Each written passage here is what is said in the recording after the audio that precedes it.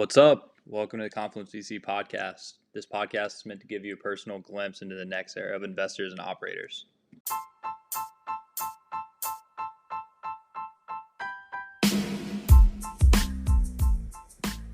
This week we had on Amir Kabir at AV8. AV8 is an early stage fund that focuses on healthcare, enterprise, financial services, and deep tech. And within his role, Amir focuses primarily on fintech and insurtech. In this talk, we cover 4 things that matter as a VC: finding product market fit as an insurtech business, and looking for honesty when evaluating founding teams. Yo, everyone, welcome to the Confluence.VC podcast. Today we have someone who is dope because they don't only do fintech and insurtech. They also have looked at a lot of really interesting stuff in healthcare, and those are my favorite areas of investment. So we'd love to invite Amir Kabir from AV8 to the Confluence podcast. I'll let him give some insights on some of his accolades, his path, and maybe even tell us a little bit about the firm, and we can dive in. What's up, bro? Hey man, how are you? Good to be on the show. Thanks for having me. Of course, man. Thank you. Absolutely.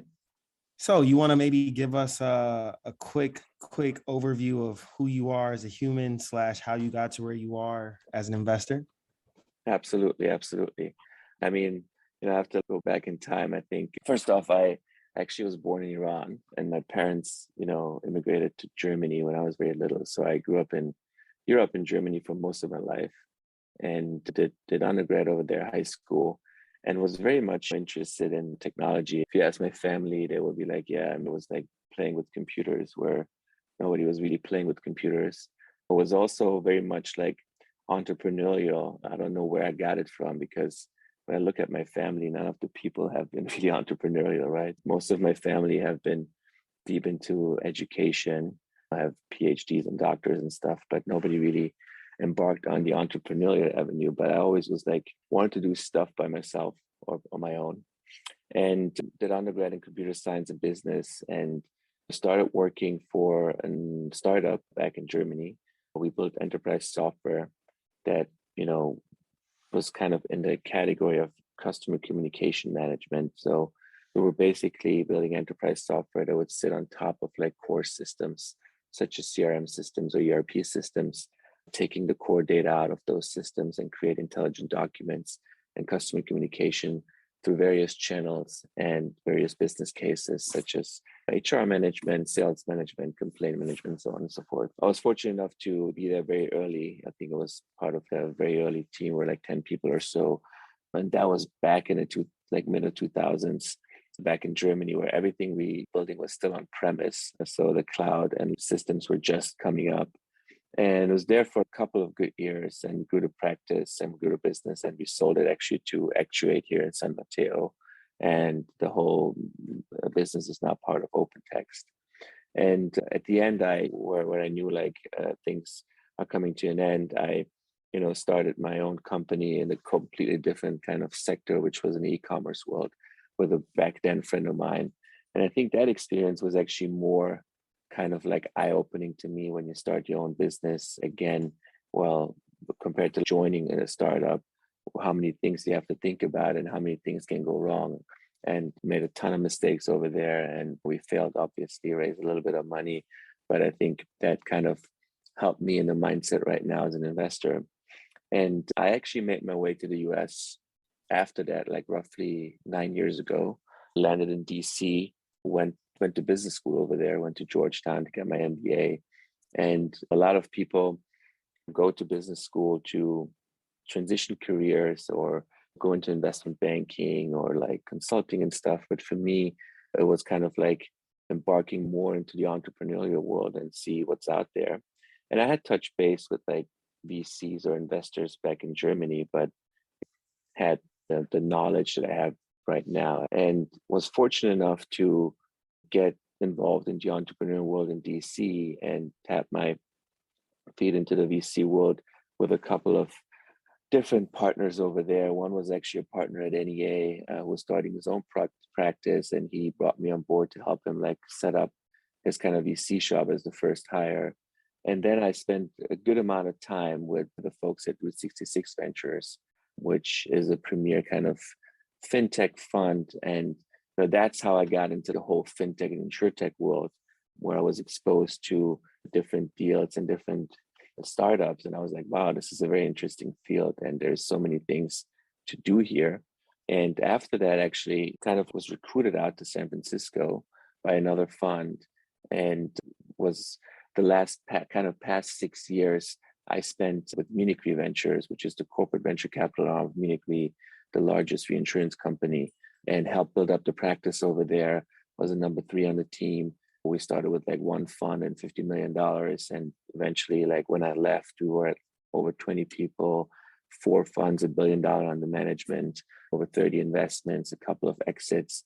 So, and, recently joined AV8 Ventures, which is a premier early stage fund here in the Bay Area to run the fintech practice. So that was basically the 5-minute overview to how I got to where I am today. Very, very dope. Would love to hear more about the firm. You all have done some of my favorite investments. Like, I really, really like your Brave Care company.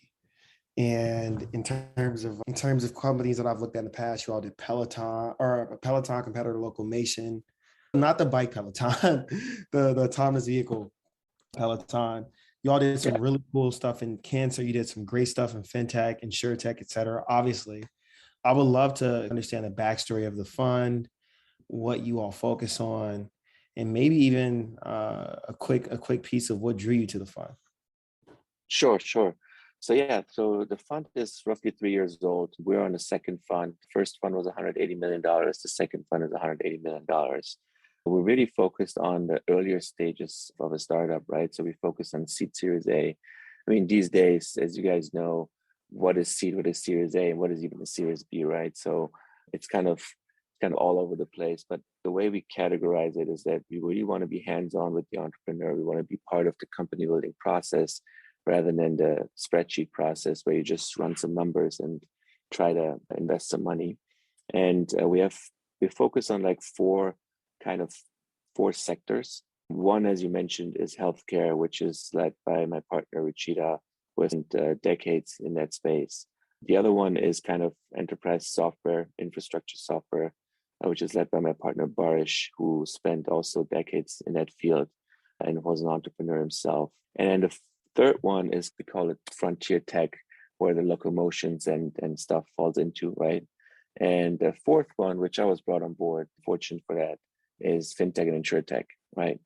And the kind of investment thesis are really, focusing on what is kind of next in those areas, what is really gonna change the future in those sectors.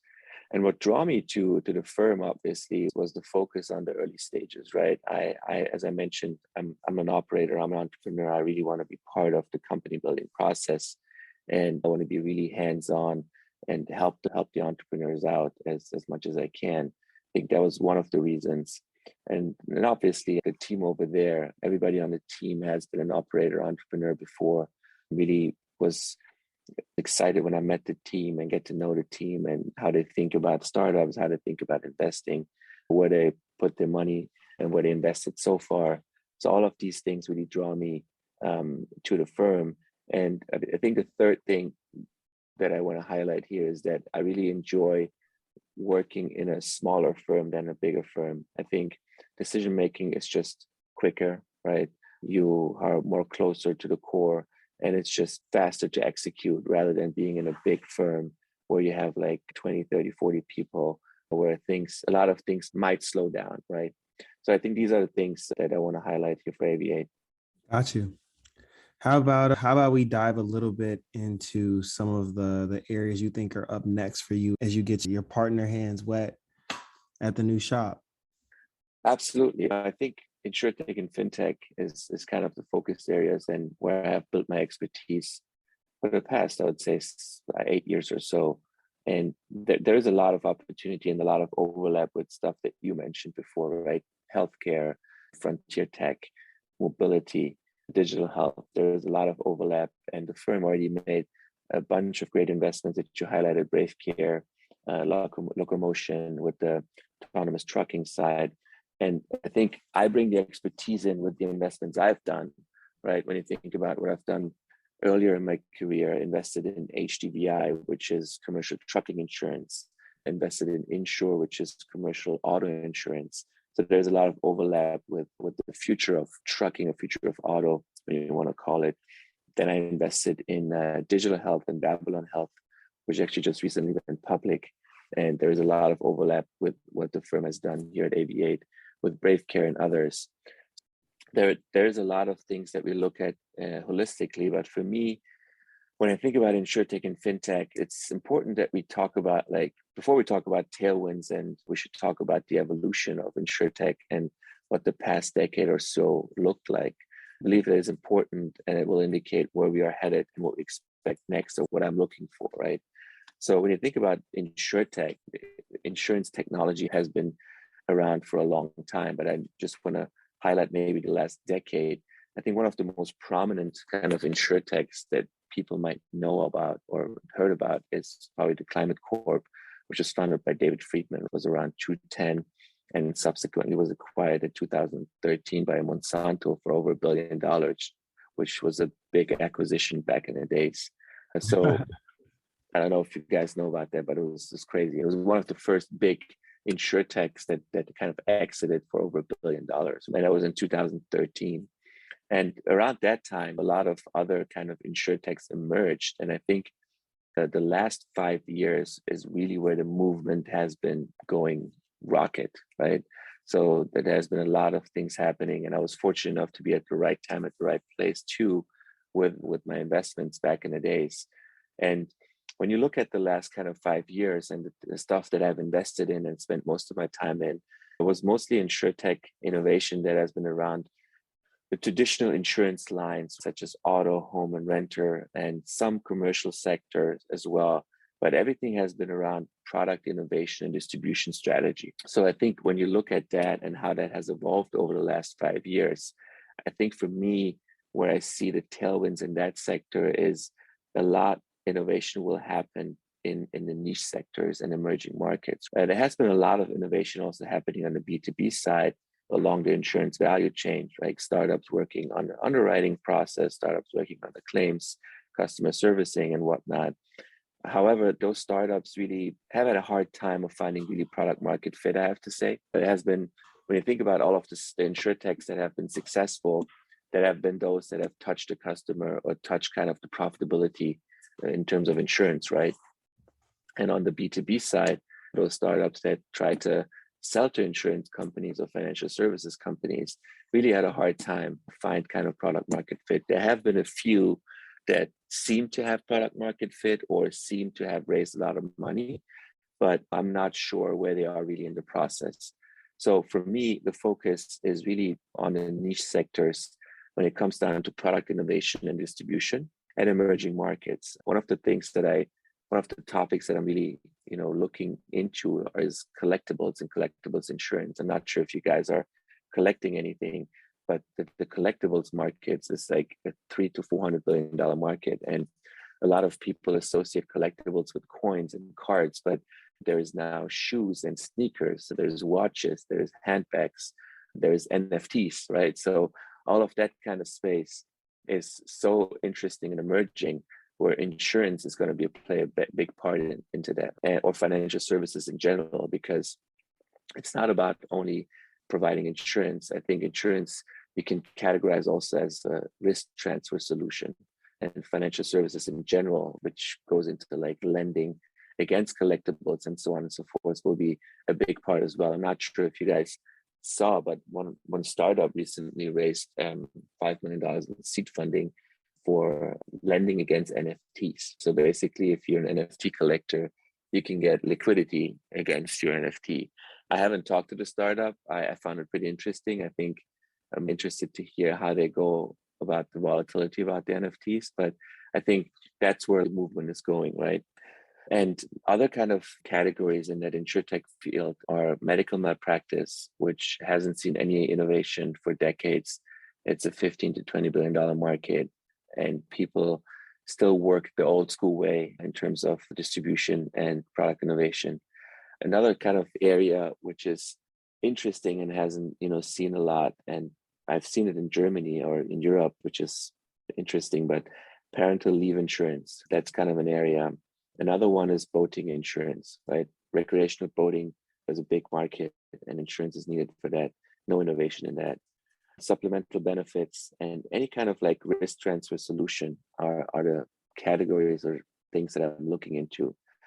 Another one, which, is emerging pretty rapidly, but few entrepreneurs are tapping into that, is NDBI, non-damage business interruption risk, which is kind of like a very sophisticated insurance solution that provides security against non-damage, right? When you think about insurance, it's all about what kind of damage have you occurred and what kind of solution is there to provide to you. But what about non-damage business interruption risk? Meaning, like, think about the pandemic right now. A lot of businesses, were not able to operate the way they were operating, but there was no physical damage to them. So what kind of risk transfer solution is out there that you can help those businesses, if that makes sense?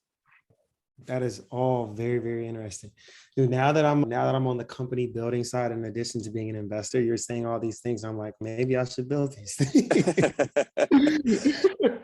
I'm like, would it be interesting if, I know doctors have to have malpractice insurance. Correct. Yeah. But actually, like, consumers may or may not want to go through the burden of trying to sue their doctor. Is there a way you buy like malpractice insurance on the front end?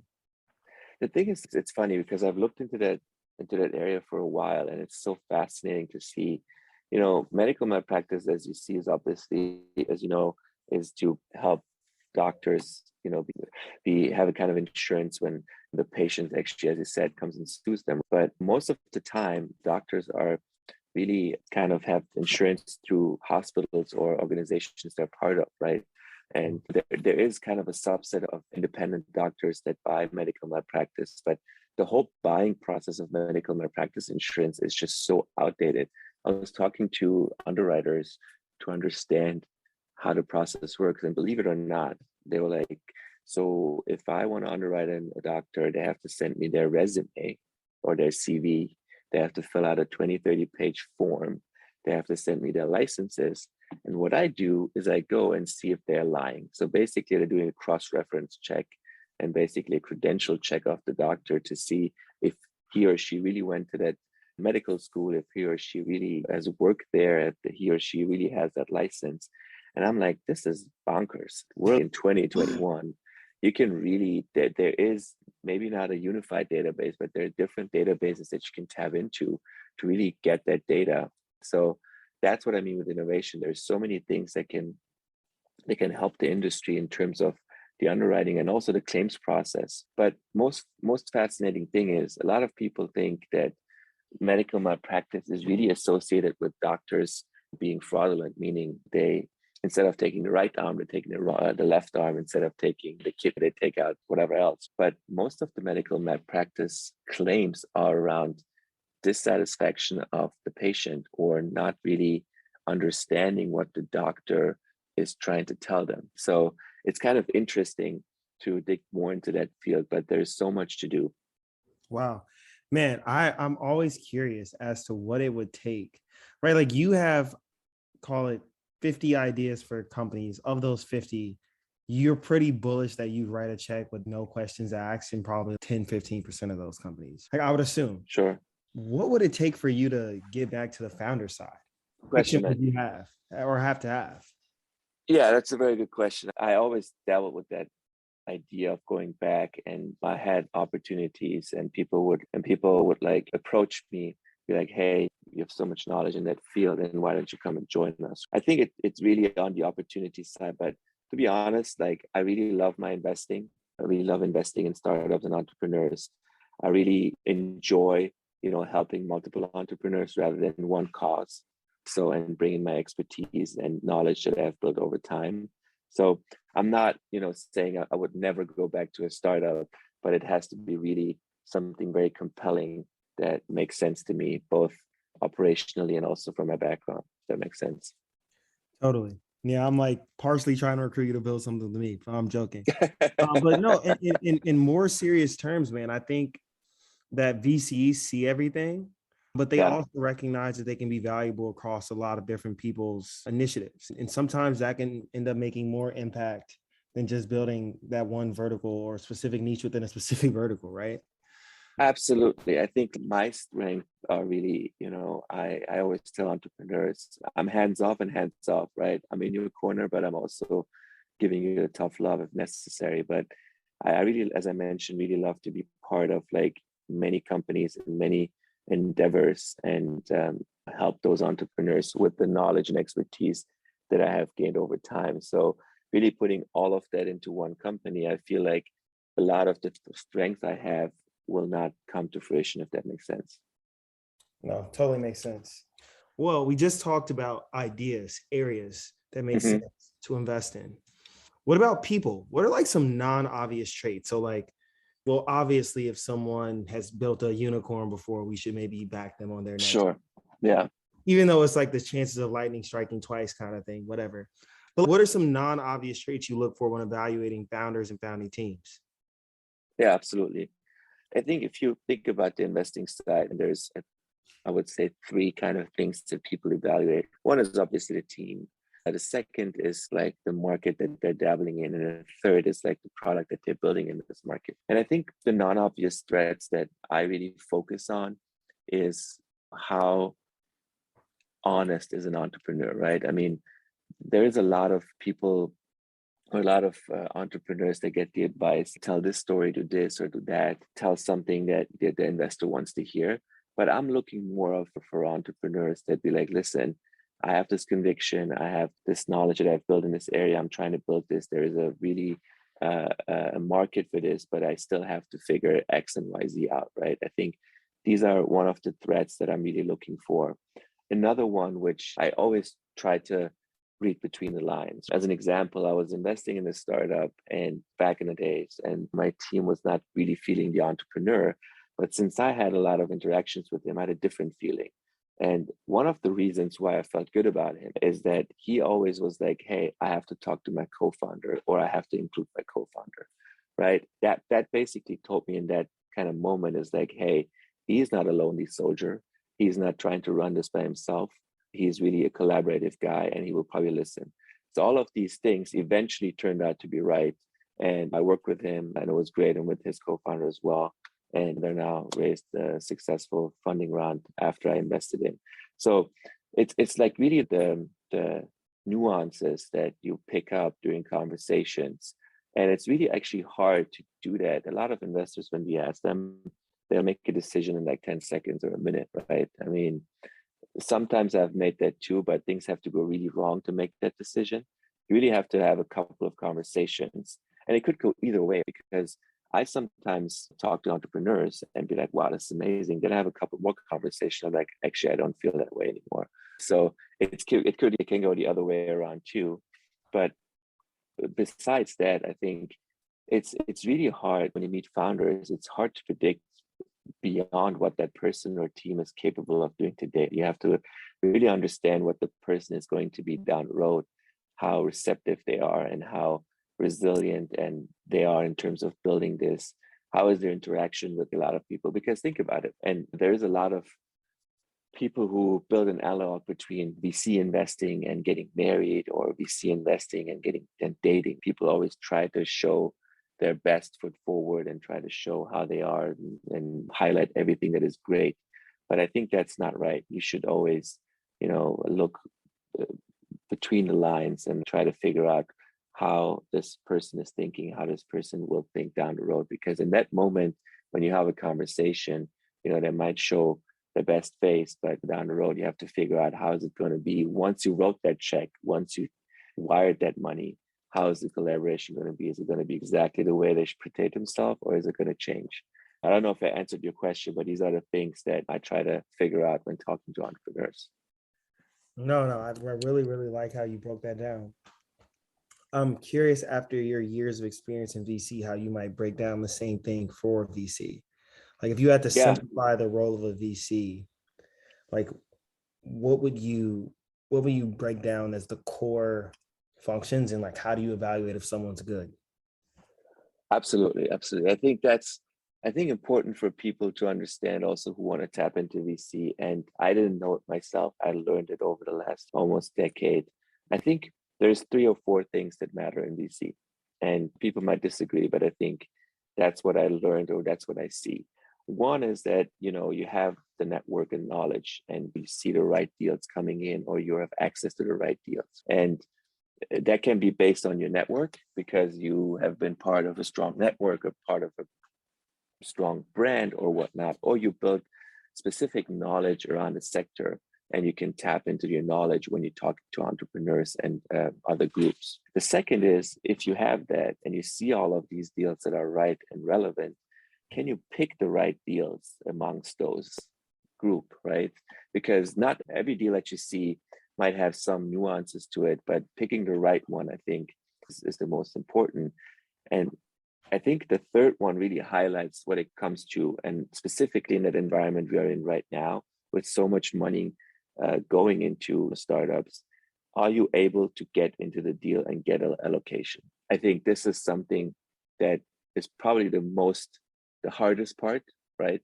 Specifically, if you're not associated with a big brand, with a big fund, and so on and so forth.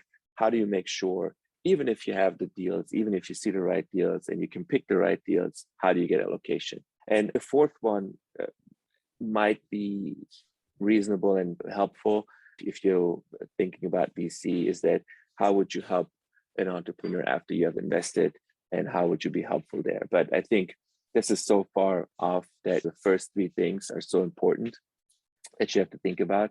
And again, the third point being, how can you get in really, and how can you get the allocation is the most important. Makes a ton of sense. Ton of sense. I love the point of how do you be helpful. I think so many people fight to get the deal, but aren't that helpful afterwards.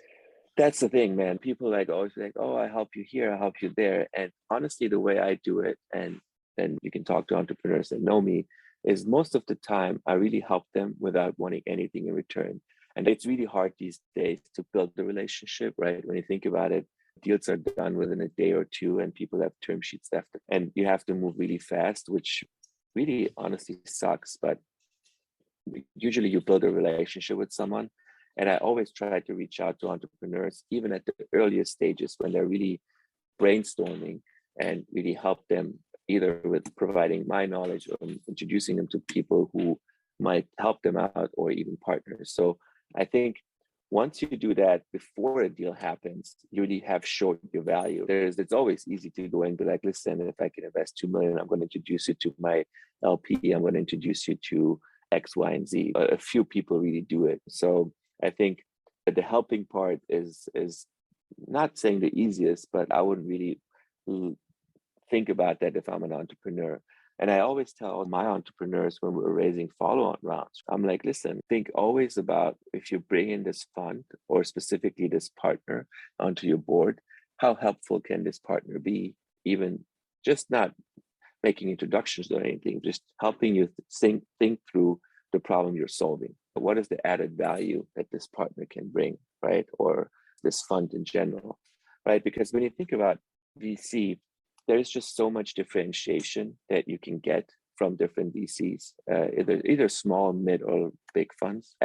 All of us have some sort of a network. All of us have some sort of can help you with introduction to someone. If I don't have it, I have someone who has the introduction. So I think these days, a lot of people, I feel actually are not impressed anymore by big brands because they really want someone who has done that before, has seen the sector before, and can somehow help them build the company. Obviously, the bigger funds and whatever have done it multiple times and have the credit.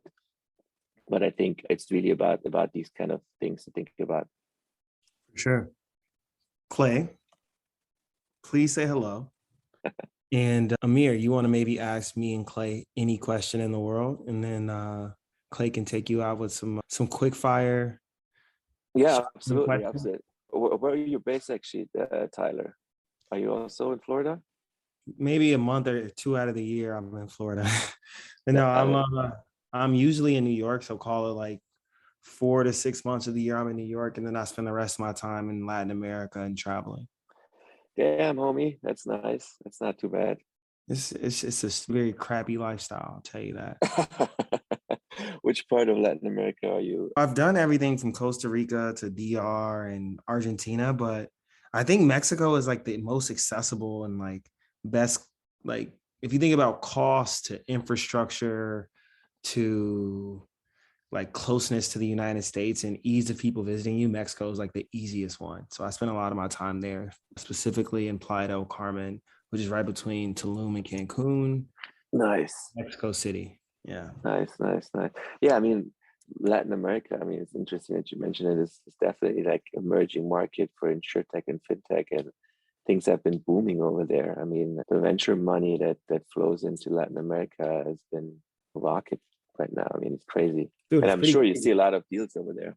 Yeah, one, I at Point 72 did a ton of investing in emerging markets across Latin America, Southeast Asia, et cetera. And two, for one of my companies, we just had Tiger Global back our seed or lead our seed. And I'm not going to say which one, but we literally did a partnership with the company in Latin America because in some ways they're actually more advanced than we are. And learning from what they do because they have different sets of resources and bringing some of those innovations to the US is interesting. So there's a double-edged fork. It used to be like whatever happened in the US, look at it Yeah, in other places. Now it's whatever happened abroad, looking for it in the US and vice versa.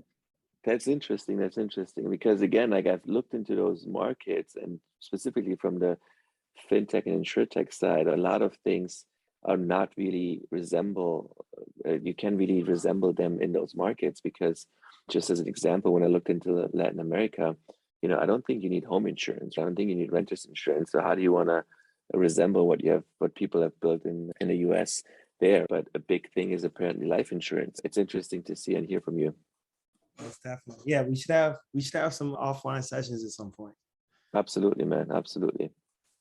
Well, was that your anything in the world question for us, or how you feeling? That was one of them. That was one of. What do you guys like? First of all, appreciate you guys doing this. This is great for the community, and I've listened to a bunch of your podcasts and really enjoyed. And thanks for having me, of course. Of course, man. Thank you.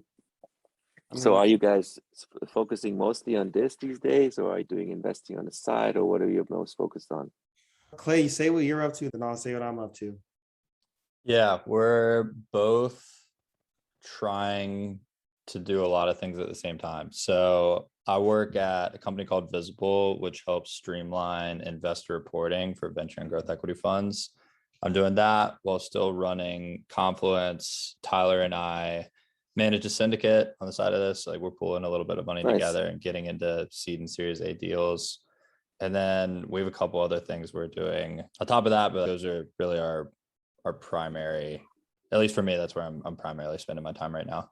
Nice. But I'd say our product roadmap is pretty cool. All of it's around the thesis of uplifting this current and next generation of investors, enabling them to be better investors, and in some cases become entrepreneurs, whether it be their own companies or their own funds. So stay That's tuned. great. And then I guess on my end, what I'm working on, 3 buckets. One is Confluence, obviously, which is like my Sure. with Clay. And honestly, without Clay, this thing isn't even possible.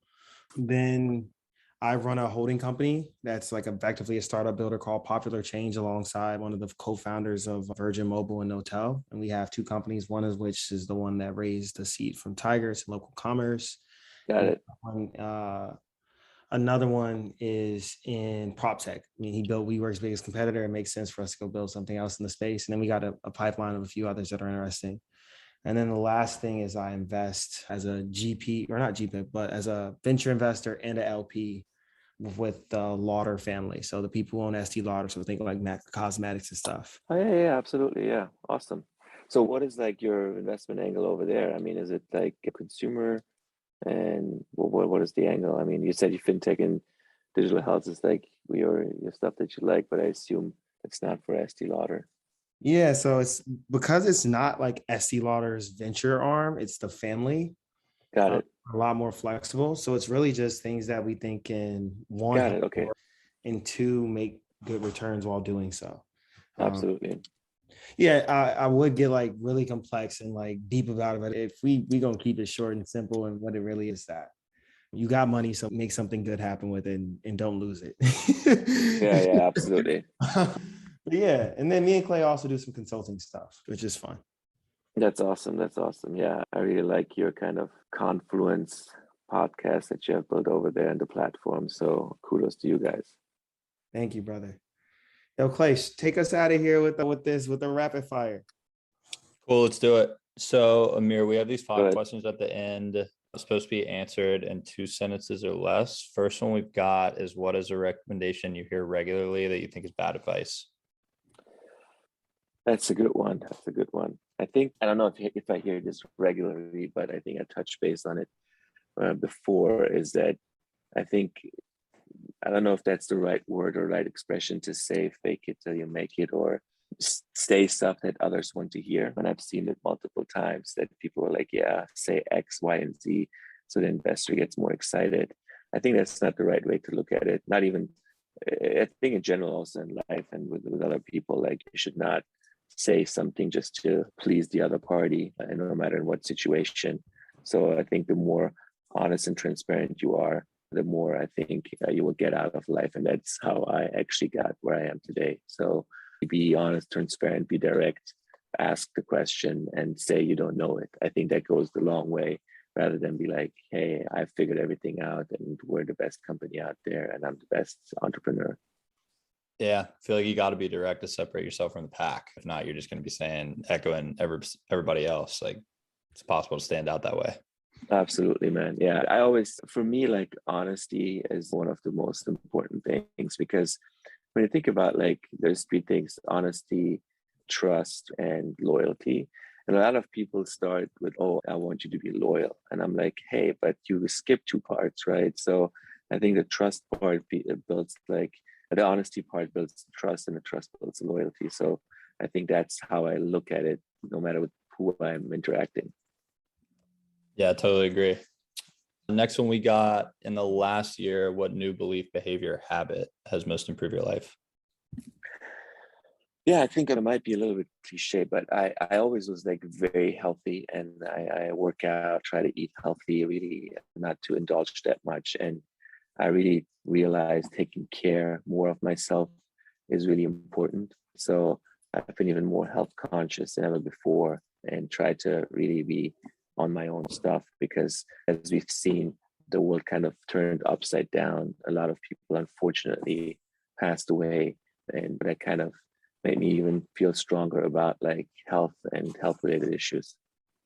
I totally agree with that. I don't think we talk about that enough, but I think easiest way to level up your life is just to get in fantastic shape and, like, Absolutely, man. Absolutely. I mean, build a habit to do that every single day. If you can't do that, you got to reevaluate your priorities. But I don't know. I've done the same thing, especially over the last 2 years. I've always been surrounded by sports and fitness, but, like, I've really taken a deeper appreciation of that over the last 2 years. And I don't know, I think it gives you a lot better clarity on everything. And if you just don't have to worry about health issues, it's one less distraction.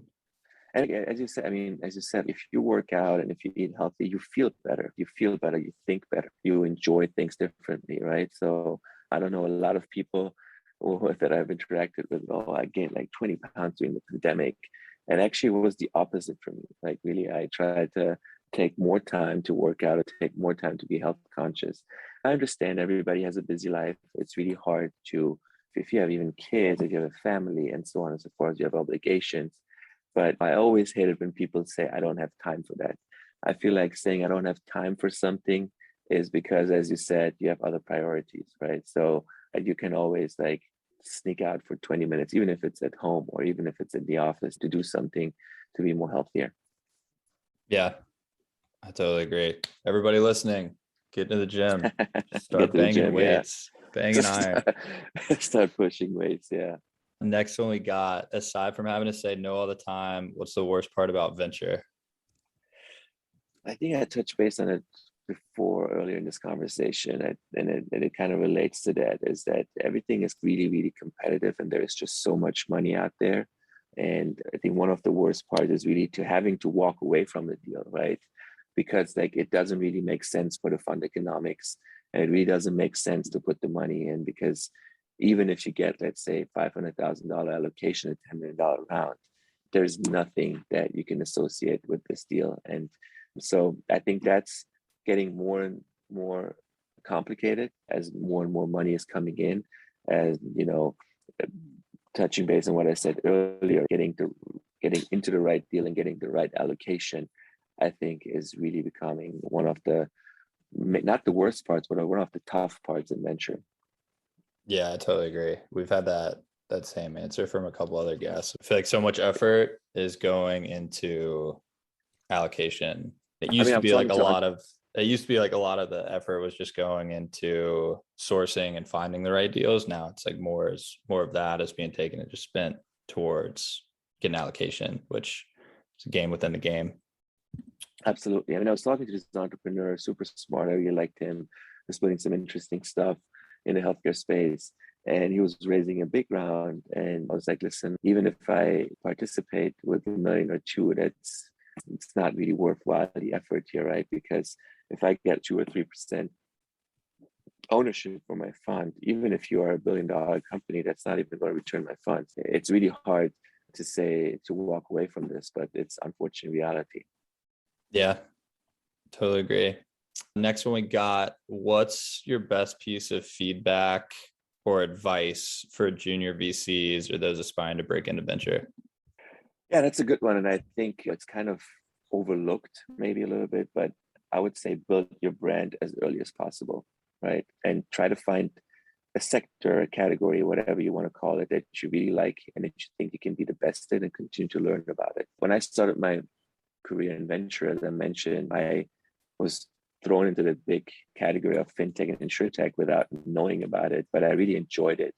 And when I was talking to more and more VCs, I realized that everybody's doing enterprise software. Everybody's doing like this and that. Like being a generalist these days, I think I still wonder how these guys doing it. Kudos to them who really execute it the right way. But I feel to differentiate yourself, you have to be a specialist. And I think that's how I was able to differentiate myself with AV8 as well, and how I'm able to get the deals I am right now, because people appreciate the knowledge I have in those sectors.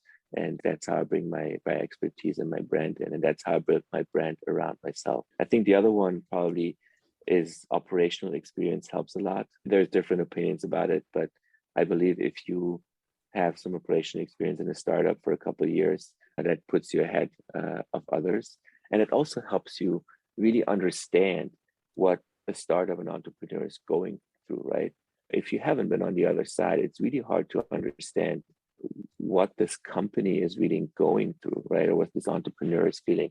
You don't have to really start a company. You don't have to be like the second person on the team, but really being early in a startup to understand what the different kind of levels are that a startup is going through is really helpful to understand from an investing perspective when you talk to other entrepreneurs down the road.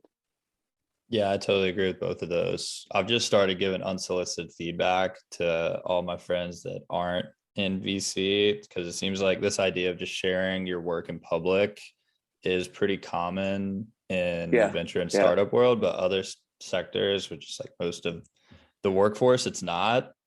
And I don't know, I was a late adopter to it myself. Like we started Confluence about 1.5 years ago. Before that, I was not active online at all. I kept all my thoughts to myself. And now just seeing how everything has changed in those last 18 months, you have no idea what you're holding yourself back from if you don't share that. I mean, it's the definition of an asymmetric bet, just putting your thoughts out there, like seeing who it attracts, seeing who you can connect with based on that. It's just a magnet for potential growth. And I think everybody should do that and just see what comes of it. I totally agree with you, man. I think even if you put it out there, and I haven't done it myself, I'm guilty myself, but I think if I would start over again, I would start writing more and more, because also writing helps you to understand more. And as you said, attract other people that think alike and maybe don't think alike, but give you a different opinion. Yeah. The people that did that 10, 12 years ago are reaping the rewards of it right now. So absolutely. Yeah, absolutely. Best time to get started was yesterday. Next best time is today. Last question here is, who's a mentor of yours that you'd want to give credit to? That's a tough question. I think it's really hard to name people here, as there have been too many people who have helped me along the way.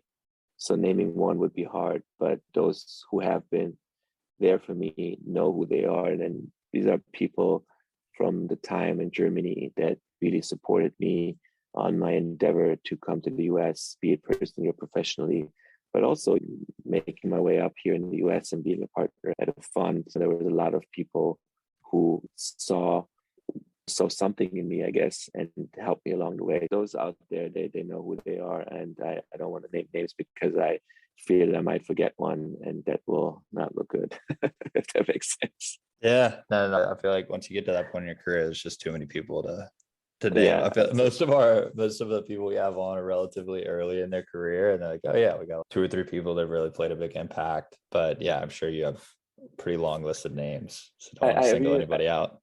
I really love the quote that Steve Jobs made, was like, you can't connect the dots forward, you have to connect them backwards. And when I think about that and where I am today, and I see the dots and the people who really helped me throughout the journey. Yeah, I love that. I think that wraps things up on my end, unless there's anything else last minute that you think I missed or you want to touch on again. No, all good, guys. Thank you so much for having me. I really enjoyed being on this. Again, appreciate you guys doing this for the community.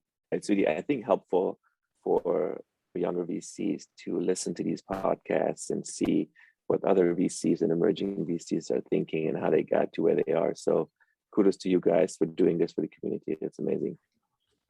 We appreciate it, man. And we Thank you appreciate so you much. taking time. So yeah, we'll let you get back to it, but thanks so much again for coming on. Sounds good, guys. Thank you so much. Appreciate it. All right, Keep man. in touch. Have a good one. All right. Thanks, bro. Bye.